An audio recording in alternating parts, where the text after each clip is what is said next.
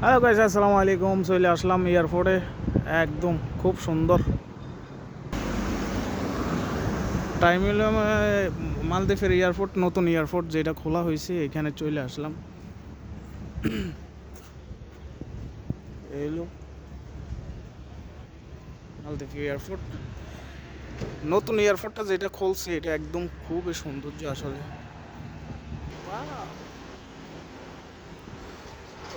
খুবই সৌন্দর্য আসলে। এলো এয়ারপোর্ট, আর এখানে চলে আসলাম। সব গেস্টরা বসে রয়েছে আসলে।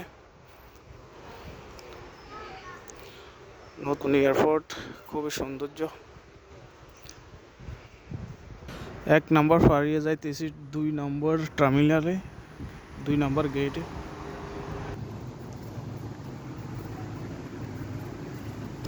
2 নম্বর গেটের সামনে আইসা পড়লাম। 2 নম্বর গেট এবং কি 2 নম্বর গেটের সামনে আইসা সিটগুলো সেরকম সুন্দর বসার। আসলে বিদেশে যদি দেশ পরিচালনা করার লোক যদি ভালো হয়, আসলে দেশও ভালো হয়। ঠিক আছে। ওয়াও,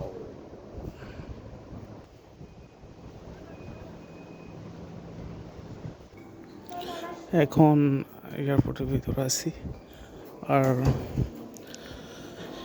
গ্যাস টুরে বসে রয়েছে আসলে।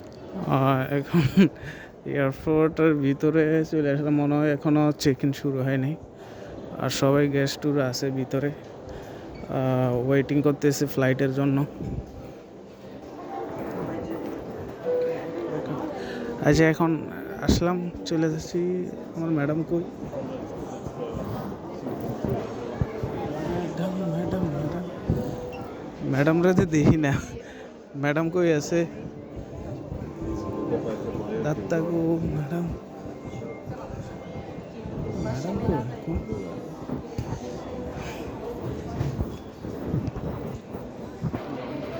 এখনও লোক আসে নাই, আর এয়ারপোর্টের ভিতরে আছে আসলে। এখন চেক ইন শুরু হয়ে গেছে। ঠিক আছে, এখন চেক ইন শুরু হয়ে গেছে, গ্যাস ট্যুরের চেক ইন। আর আমার শ্রীলঙ্কার লোক কখন আসে এটা জানি না। যাইতে এসে আবার রিটার্ন যাইতে হবে ওইদিকে, আর গ্যাস ট্যুরে সিরিয়াল বাই সিরিয়াল বসে রয়েছে।